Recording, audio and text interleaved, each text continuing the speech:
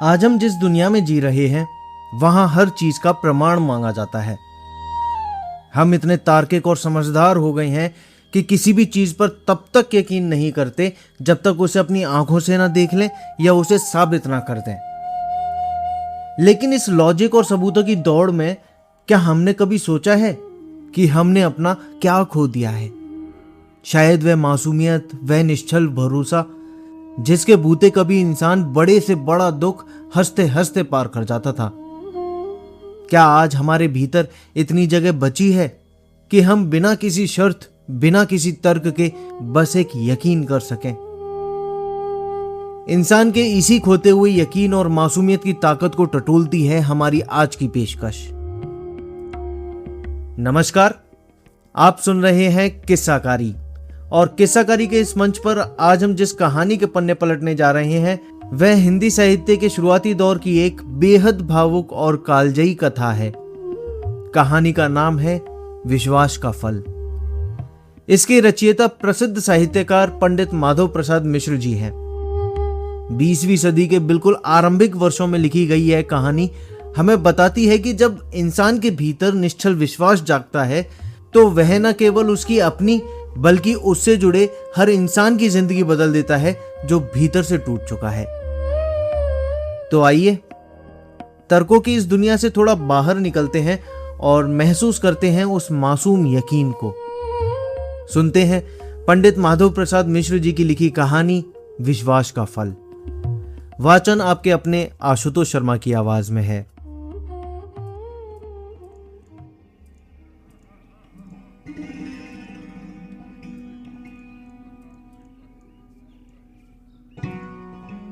बड़े बड़े मकानों, बड़ी बड़ी दुकानों, लंबी चौड़ी सड़कों, एक से एक बढ़ के कारखानों और रोजगारियों की बहुताहत ही के सबब से नहीं, बल्कि अंग्रेजों की कृपा से सैर तमाशे का घर बने रहने और समुद्र का पड़ोसी होने तथा जहाजी तिजरत की बदौलत आला दर्जे की तरक्की पाते रहने के कारण इस समय कलकत्ता शहर जितना मशहूर और लक्ष्मी के कृपा पात्रों का घर हो रहा है, उतना बंबई के सिवा और कोई दूसरा शहर नहीं।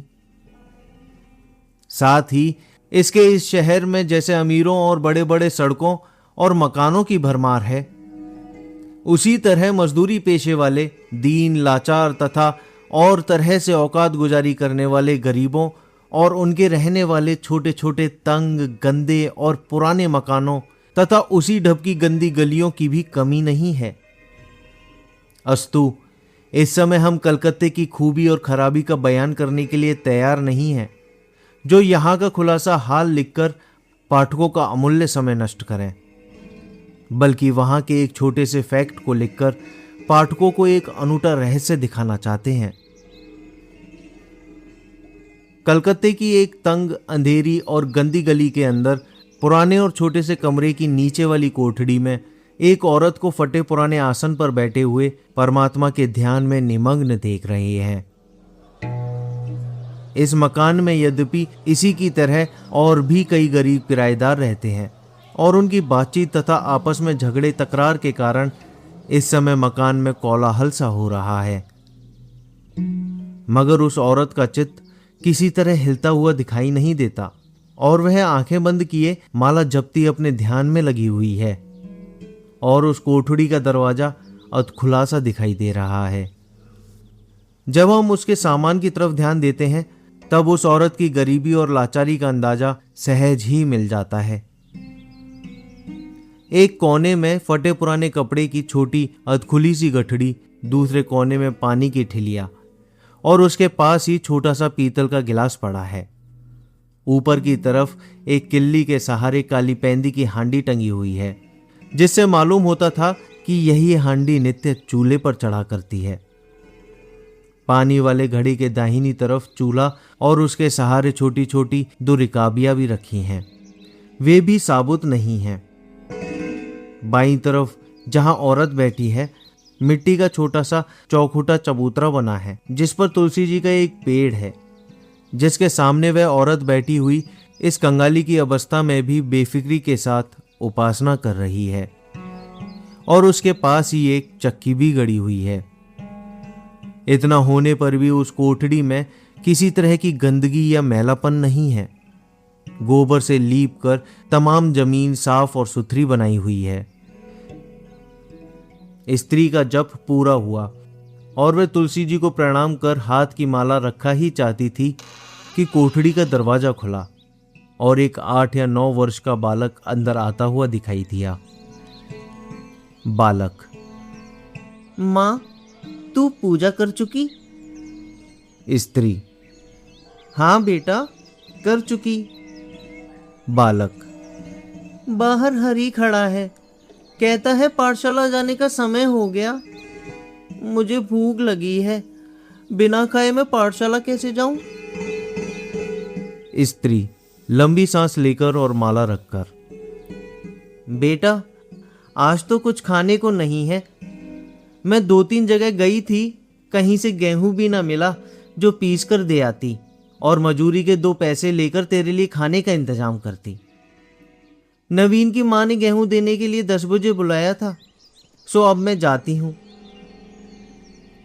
बालक: तो मैं पाठशाला ना जाऊंगा, मुझे बड़ी भूख लगी है। तू तो दिन रात पूजा ही करती रहती है, खाने को तो लाती नहीं। स्त्री: बेटा क्या करूं, तेरे लिए ही तो दिन रात पूजा किया करती हूं।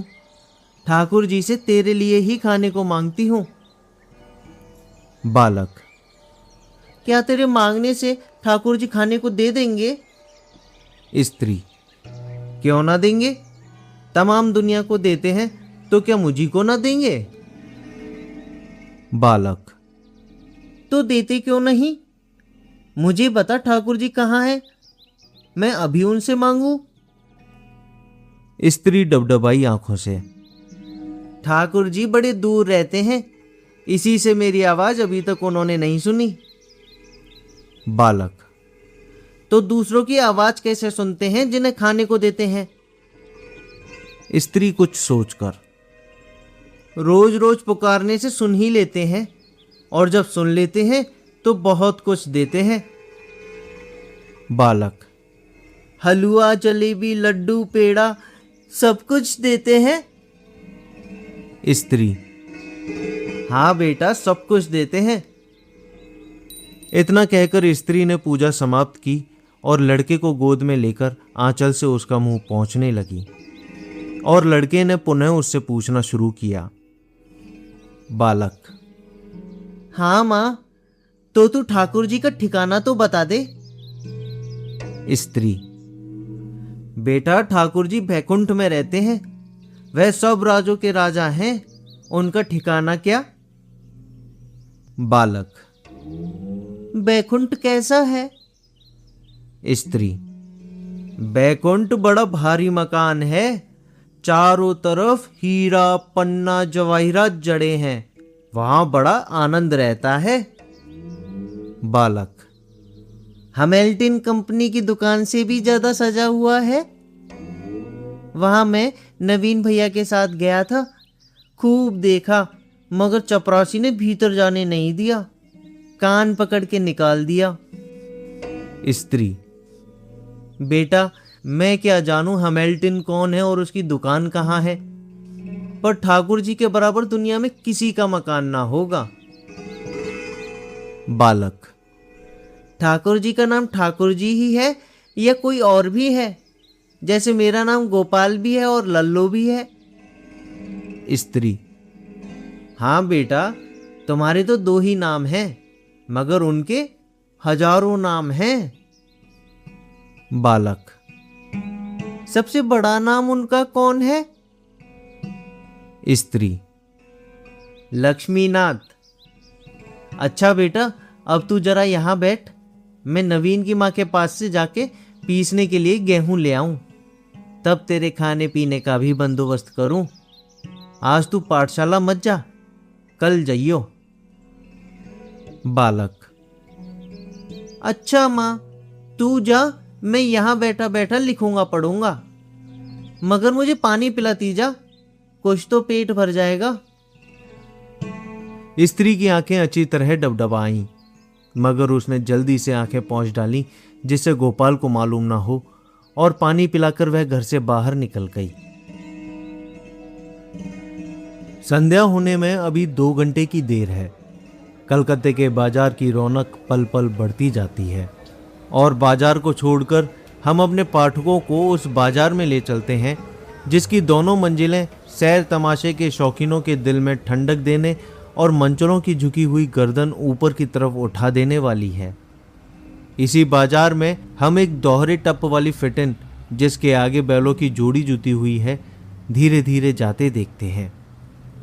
इस गाड़ी में एक अधेड़ उम्र का रईस बैठा हुआ है और उसके सामने की तरफ 2 आदमी जो उसके आश्रित होंगे भी बैठे कभी कभी कुछ बातें करते जाते हैं। रईस की निगाह दोनों तरफ की दुकानों और कोठों पर पड़कर उसके दिल में तरह तरह के भाव पैदा करते जाते थे। अकस्मात उस रईस की निगाह एक बालक के ऊपर जा पड़ी जो सड़क के किनारे पर रखे हुए एक लेटर बॉक्स के अंदर चिट्ठी डालने का उद्योग कर रहा था, मगर उसके मुंह तक हाथ न जाने के कारण वह बहुत ही दुखी होकर तरह तरह की तरकीबें सोच रहा था। धीरे धीरे यह फिटिन भी उसके पास तक जा पहुंची और उस लड़के की शकल सूरत तथा इस समय की अवस्था पर रईस को बड़ी दया आई। उसने समझा कि यह गरीब लड़का जिसके बदन पर साबुत कपड़ा तक नहीं है शायद किसी दुकानदार का शागिर्द या नौकर है और उसे इस बेचारे ने इसकी सामर्थ्य से बाहर काम करने की आज्ञा दी है और यह बेचारा डर के मारे अपना काम पूरा किए बिना यहाँ से टलना नहीं चाहता। रईस ने अपने एक मुसाहब को जो उसके सामने की तरफ बैठा हुआ था गाड़ी से नीचे उतरकर उस लड़के की कठिनाई को दूर करने का इशारा किया। गाड़ी खड़ी की गई और वह मुसाहब नीचे उतरकर लड़के के पास गया। बोला, ला तेरी ये चिट्ठी मैं इस बम्बे में डाल दूं। इसके जवाब में लड़के ने सलाम करके चिट्ठी उसके हाथ में दे दी। मुसाहब की निगाह उस लिफाफे पर पड़ी तो वह चौंक पड़ा और वह लिफाफा रईस के पास नाम दिखाने के लिए ले आया। लड़के को यह बात कुछ बुरी मालूम हुई क्योंकि उसे अपनी चिट्ठी के छिन जाने का भय हुआ, इसलिए वह भी उस मुसाहब के पीछे पीछे गाड़ी तक चला आया और रूनी सूरत से उस रईस के मुंह की तरफ देखने लगा। उसकी इस अवस्था पर रईस का दिल और भी पिघल गया। उसके लिफाफे पर एक नजर डालने के बाद उस लड़के से कहा, अरे डरो मत, हम तुम्हारी चिट्ठी लेना लेंगे। इस पर पता ठीक नहीं लिखा है, इसी से यह आदमी मुझे दिखाने के लिए ले आया है। कहो तो मैं इस चिट्ठी पर अंग्रेजी में पता लिख दूं, जिससे ये चिट्ठी जल्द ही ठाकुर जी के पास पहुंच जाए। लड़के ने खुश होकर कहा, हाँ लिख दीजिए। उस चिट्ठी पर यह लिखा हुआ था, श्री ठाकुर जी महाराज लक्ष्मीनाथ के पास चिट्ठी पहुंचे, स्थान बैकुंठ। रईस ने अंग्रेजी में उस पर यह लिख दिया, M Pratap Narayan, Harrison road, Calcutta. लड़का अंग्रेजी नहीं जानता था, इसलिए वह इस बात को कुछ समझ ना सका। इसके बाद रईस ने उस लड़के से, जो बातचीत करने में बहुत तेज और ढीठ भी था, पूछा, तुम्हारा मकान कहाँ पर है? लड़का हाथ का इशारा करके, उस तरफ है, बड़ी दूर है। रईस प्यार से उसका हाथ पकड़ के, आओ हमारी गाड़ी में बैठ जाओ, हम तुम्हें तुम्हारे घर तक पहुंचा देंगे। लड़का गाड़ी पर सवार हो गया। रईस ने उसे अपने बगल में बैठा लिया। गाड़ी पुनः धीरे धीरे रवाना हुई और रईस तथा उस लड़के में यूं बातचीत होने लगी। रईस, यह चिट्ठी तुमने अपने हाथ से लिखी है? लड़का, हाँ। रईस, किसके कहने से लिखी है? लड़का, अपनी खुशी से लिखी है। रईस, तुमने कैसे जाना कि ठाकुर जी किसी का नाम है? लड़का, मेरी माँ रोज उसकी पूजा किया करती है, उसी से मैंने सब कुछ पूछा था। रईस, तुम्हारी माँ ने तुम्हें धोखा दिया? लड़का, मेरी माँ कभी झूठ नहीं बोलती। सब कोई कहते हैं कि लल्लो की माँ झूठ नहीं बोलती। रईस, तो क्या यह चिट्ठी तुमने अपनी माँ से छिपा के लिखी है? लड़का, हाँ, अगर मेरी माँ सुनेगी तो मुझे मारेगी। रईस, लड़के की पीठ पर हाथ फेर के, नहीं नहीं, तुम डरो मत, हम तुम्हारी माँ से हाल ना कहेंगे। हमारा कोई आदमी भी ऐसा ना करेगा। अच्छा, यह तो बताओ कि चिट्ठी में तुमने क्या लिखा है? इसका जवाब लड़के ने कुछ भी ना दिया। रईस ने 2-3 दफे यही बात पूछी, मगर कुछ जवाब ना पाया। आखिर यह सोचकर चुप हो रहा कि आखिर वह चिट्ठी मेरे यहां पहुंचेगी, क्योंकि मैंने उस पर अपना पता लिख दिया है। अस्तु जो कुछ उसमें लिखा होगा मालूम हो जाएगा। इतने ही में लड़का चौंक पड़ा और गद्दी पर से कुछ उठकर बोला, वह मेरी गली आ गई, मुझे उतार दो, मुझे उतार दो। रईस की आज्ञा अनुसार गाड़ी खड़ी की गई और वह लड़का उतरकर अपने उसी मकान में चला गया जिसका परिचय हम पहले बयान में दिया है। मगर रईस का इशारा पाकर उसका एक आदमी लड़के के पीछे पीछे गया और उसका मकान अच्छी तरह देखभाल आया। इसके बाद गाड़ी वहां से रवाना होकर तेजी के साथ एक तरफ को चली गई। हमारे परिचित रईस महाराज कुमार प्रताप नारायण की अवस्था आज कुछ निराले ही ढंग की हो रही है। वह ऊंचे दर्जे का अमीर और जमींदार था। वह हर तरह की खुशी का सामान अपने चारों तरफ देखता था और बिना औलाद के रहकर भी वह दिन रात अपने को प्रसन्न रखता था। मगर आज मालूम होता है कि उसकी तमाम बनावटी खुशियों का खून हो गया है और उसके अंदर किसी सच्ची खुशी का दरिया जोश मार रहा है, जिसके सबब से उसकी बड़ी बड़ी आंखें प्रेम के आंसुओं का सोता बहा रही हैं। गोपाल लड़के के हाथ की लिखी हुई कल वाली चिट्ठी, जिस पर उसने अपना पता लिखकर डाक के बम्बे में छुड़वा दिया था, उसके हाथ में थी और वह अपने कमरे में अकेला बैठा हुआ उसे बारंबार पढ़कर भी अपने दिल को संतोष नहीं दे सकता था। उस चिट्ठी का यह मंजूमन था, श्री ठाकुर जी महाराज लक्ष्मीनाथ, मैंने अपनी माँ से सुना है कि तमाम दुनिया को तुम खाने के लिए देते हो। जो कोई जो कुछ मांगता है तुम वही देते हो। तुम्हारे भंडार में सब कुछ भरा रहता है, तो फिर मुझे क्यों नहीं देते? दया निधान, आज मैं दिन भर का भूखा हूं, मेरी माँ नामालूम कै दिन की भूखी है। मेरे घर का रोज ही यही हाल रहता है। कब तक मैं लिखा करूंगा? कृपा कर मेरे लिए 2 सेर लड्डू का बंदोबस्त कर दीजिए, जिससे मैं और मेरी माँ और मेरे साथ खेलने वाले लड़के भी रोज खा लिया करें। मैंने आज तक कभी लड्डू नहीं खाया, मैं उसका स्वाद नहीं जानता। पुनः पढ़कर उसने अपने कलेजे पर हाथ रखा और लंबी सांस लेकर कहा, व्यर्थ ही इतने दिन भूल भुलैया में घूमते हुए नष्ट किए। हाँ, एक दिन भी ऐसा सरल विश्वास भगवान पर ना हुआ। आज मालूम हुआ कि मैं कौन हूं और मुझे क्या चाहिए। हे ईश्वर, तू धन्य है। निसंदेह तुझ पर जो भरोसा और विश्वास रखता है उसी का बेड़ा पार है। अच्छा पतित पावन, मैं भी तेरे दरवाजे की खाक छानूंगा और देखूंगा कि तेरी लंबी भुजा के सहारे मुझ अधर्मी का क्यों कर उद्धार होता है।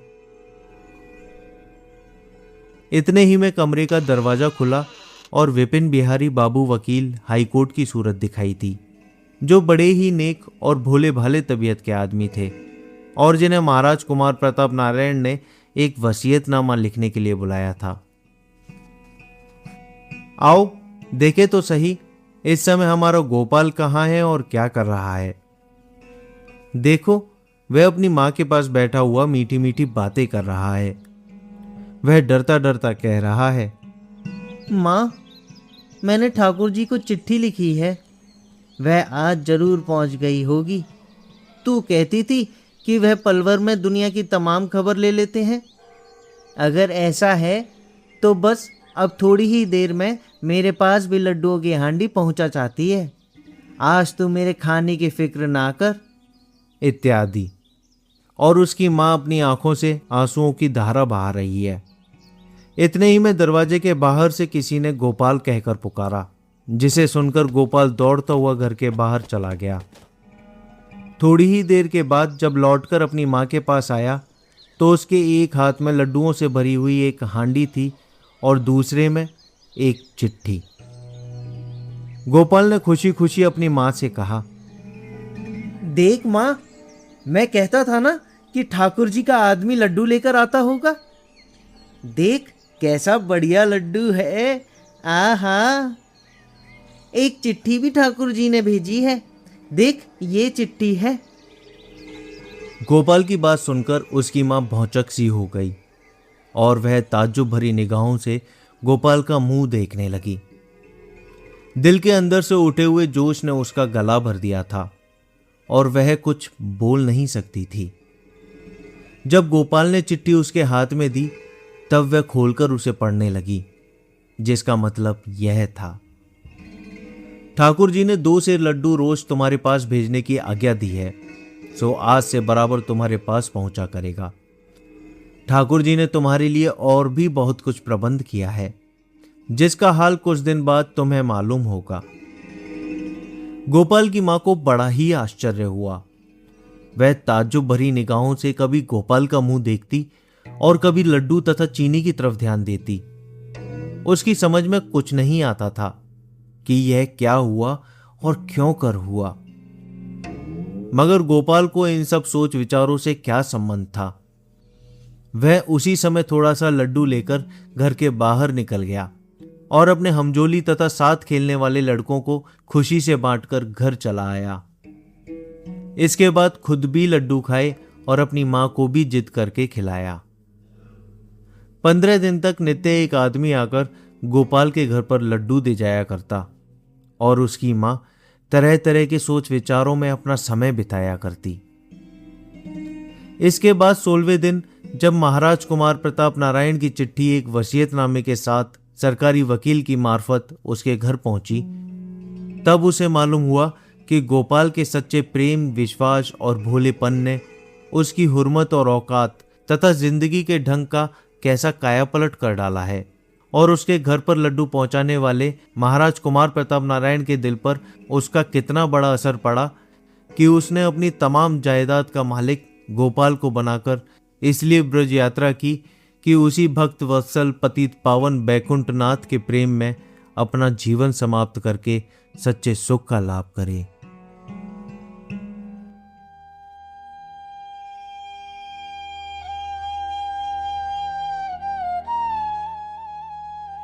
अभी आप सुन रहे थे पंडित माधव प्रसाद मिश्र जी की भावुक कर देने वाली लेकिन एक बहुत गहरी उम्मीद जगाने वाली कहानी विश्वास का फल। कहानी समाप्त हो गई, लेकिन हमारे सामने कुछ ऐसे प्रश्न छोड़ जाती है जिसके उत्तर आज भी उतने ही आवश्यक हैं जितने उस समय थे।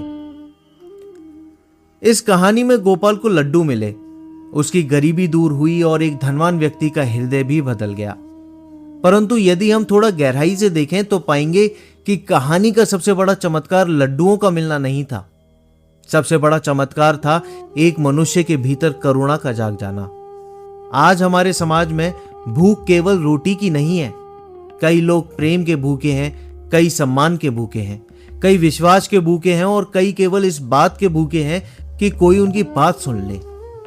हम तकनीक के युग में पहुंच गए हैं, हमारे पास पहले से अधिक साधन हैं, लेकिन क्या हमारे भीतर पहले जितनी संवेदनाएं बची हैं?